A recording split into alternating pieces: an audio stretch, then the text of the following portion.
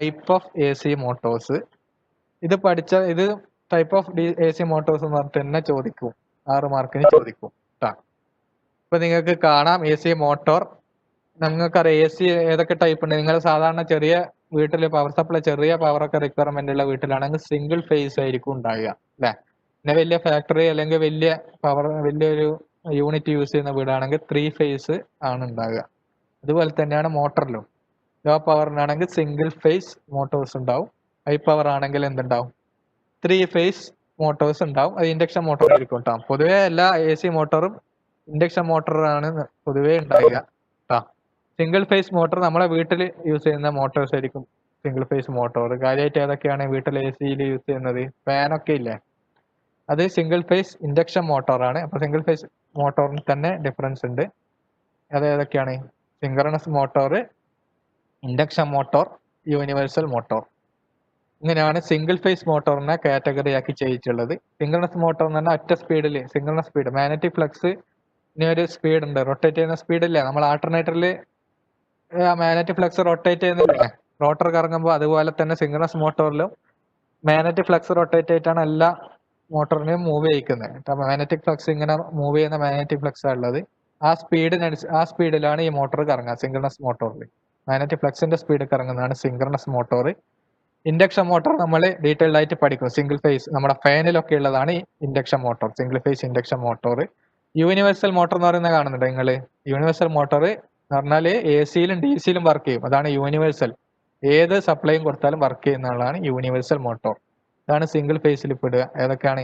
Synchronous motor ഒറ്റ സ്പീഡിൽ magnetic ഫ്ലക്സിന്റെ അതേ സ്പീഡിൽ വർക്ക് ചെയ്യുന്നതാണ് synchronous motor. Induction motor fan, universal motor A സിയിലും ഡി സിയിലും വർക്ക് ചെയ്യും. പിന്നെ 3 ഫേസ് എളുപ്പമാണ്. 3 ഫേസിൽ ആകെ ഒരു ഇൻഡക്ഷൻ മോട്ടോറേ ഉള്ളൂ. അതിന്റെ കൺസ്ട്രക്ഷൻ അനുസരിച്ച് അതിനെ രണ്ടായി തിരിച്ചിരിക്കുകയാണ്. സ്ക്വിറൽ കേജ്, നമ്മളെ സ്ക്വിറലില്ലേ, സ്ക്വിറൽ കേജ് എന്ന് പറഞ്ഞാൽ ഏകദേശം കാണുമ്പോൾ നമ്മളെ പക്ഷീനൊക്കെ ഉണ്ടാക്കുന്ന കൂടില്ലേ, സ്ക്വിറലും ഇതിനൊക്കെ വെക്കുന്ന കൂട് പോലെയാണ് ഉണ്ടാകുക. ഇങ്ങനെയുള്ള ഒരു സ്ക്വിറൽ കേജ് അല്ലേ, സിനിമയിൽ നിങ്ങൾ കണ്ടിട്ടുണ്ടാവും. തത്തേനെയൊക്കെ വെക്കുന്ന ഒരു കൂടില്ലേ, അതുപോലത്തെ കൂടുള്ളതാണ് സ്ക്വിറൽ കേജ്. ആ ടൈപ്പ് കൺസ്ട്രക്ഷൻ ആണ് സ്ക്വിറൽ കേജ്. പിന്നെ ഉള്ളത് സ്ലിപ്പ് റിംഗ് ഇൻഡക്ഷൻ മോട്ടോർ. അതിന്റെ കമ്പാരിസൺ ഒക്കെയാണ് നിങ്ങൾക്ക് സാധാരണ ചോദിക്കുക. ഇത്രയാണ് മെയിൻ ആയിട്ട്. ഇത്രയും സെക്ഷനാണ് നിങ്ങൾ പഠിക്കേണ്ടത്. പിന്നെ അതിന്റെ താഴെയുള്ളത് നമുക്ക് വേണം. സിൻക്രണസ് മോട്ടോറിന് തന്നെ രണ്ടായിട്ട് തിരിച്ചിട്ട് കാണാം. സെർവോ മോട്ടോറും എ സിയും ഡി സിയും ഉണ്ട് ഇത് കേട്ടോ. Servo motor, A C, D C. പിന്നെയുള്ളതാ സിൻക്രണസ് മോട്ടോറിൽ മെയിൻ ആയിട്ട് സ്റ്റെപ്പർ മോട്ടോർ. സിൻക്രണസ് പറഞ്ഞാൽ ഒരു സ്പീഡ് കറങ്ങുന്നത്. സ്റ്റെപ്പർ മോട്ടോറിൽ തന്നെ അതിന്റെ വേരിയേഷൻസ് ആണ്. പെർമനന്റ് മാഗ്നറ്റ് ടൈപ്പ് ഉണ്ട്, ഹൈബ്രിഡ് ഉണ്ട്, പിന്നെ വേരിയബിൾ റിലക്റ്റൻസ്. ഇത് നമ്മുടെ വർക്കിംഗ് പ്രിൻസിപ്പിൾ പറയും സ്റ്റെപ്പർ മോട്ടോറിന്റെ. പെർമനന്റ് മാഗ്നറ്റ്, വേരിയബിൾ റിലക്റ്റൻസ്, ഇതിന്റെ രണ്ടിന്റെ മിക്സ് ആയിട്ടുള്ള ഹൈബ്രിഡ്, ഇതാണ് സ്റ്റെപ്പർ മോട്ടോറിൽ വരിക. സെർവോ മോട്ടോർ എന്ന് പറഞ്ഞാല് കുറച്ച് കൺട്രോളിങ് ആക്ഷൻ ഒക്കെ ഉള്ളതാണ് സെർവോ. ഇപ്പൊ സിൻക്രണസ് പെടുന്നത് സ്റ്റെപ്പർ സെർവോ. പിന്നെ ഇൻഡക്ഷൻ മോട്ടോറിൽ പെടുന്നതാണ് ഇത് മെയിൻ ആയിട്ട് പഠിക്കുക. Capacitor start, capacitor run. ഇതാണ് നമ്മളെ ഫാനിലൊക്കെ യൂസ് ചെയ്യുന്ന ഇതാണ്. കപ്പാസിറ്റർ ഒക്കെ വെച്ചിട്ടുള്ള ഫാനല്ല നമ്മളെ. കപ്പാസിറ്റർ അടിച്ചു പോയാൽ ഫാന് സ്റ്റാർട്ട് ആവില്ല. പിന്നെ നിങ്ങൾ ഫാന് തട്ടിയിട്ടൊക്കെ സ്റ്റാർട്ട് ചെയ്യേണ്ടി വരും.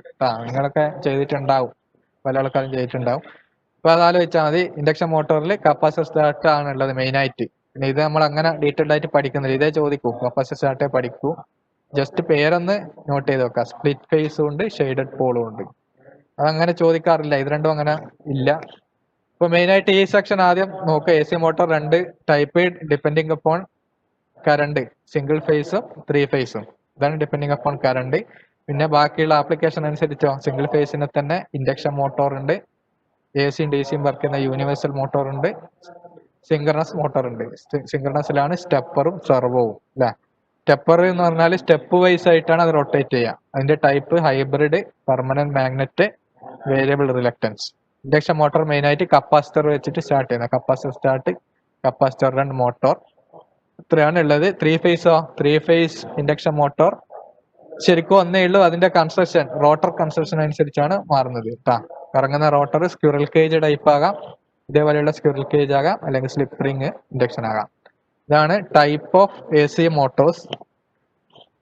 ഇതിൽ നമ്മൾ ഓരോന്നായിട്ട് പഠിക്കുകയാണ് ചെയ്യുക കേട്ടാ. ഏതൊക്കെയാ പഠിക്കാന്ന് വെച്ചാൽ സിൻക്രണസ് മോട്ടോർ പഠിക്കാനുണ്ട്, ഇൻഡക്ഷൻ മോട്ടോറിൽ കപ്പാസിറ്റർ സ്റ്റാർട്ട് പഠിക്കാനുണ്ട്, യൂണിവേഴ്സൽ മോട്ടോർ.